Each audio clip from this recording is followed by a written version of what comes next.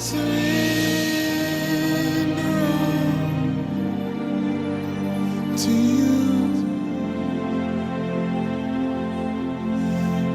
Everything I give to you, withholding nothing,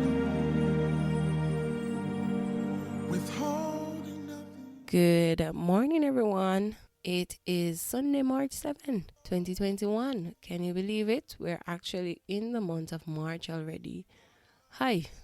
Yeah, time is really not waiting on any of us. In Psalm 119, verse 105, David declared, "Thy word is a lamp unto my feet and a light unto my path." In the book of 1 Samuel chapter 15, we meet Saul, the king of Israel, and Samuel the prophet. The Lord had sent Samuel to instruct Saul to go down and utterly destroy the people of Amalek, as they had laid wait for Israel when they came out of Egypt, meaning they had came out against Israel to fight against them when God was taking them out of Egypt. You can read more about this story in Exodus chapter 17 and Deuteronomy chapter 25. Samuel told Saul that the Lord said he is to spare nothing, no human being, no animals, nothing. But as we read further down in the chapter, we learn that Saul went ahead and slayed the people except for the king, King Agag, as well as they spared the best of the spoils, the animals. On his way back, Samuel met Saul as the Lord had visited him and told him what Saul did, as well as that it repented him to have made Saul the king. Samuel then had the talk with Saul. He asked him why he did not do as the Lord commanded in verse 19, to which Saul responded,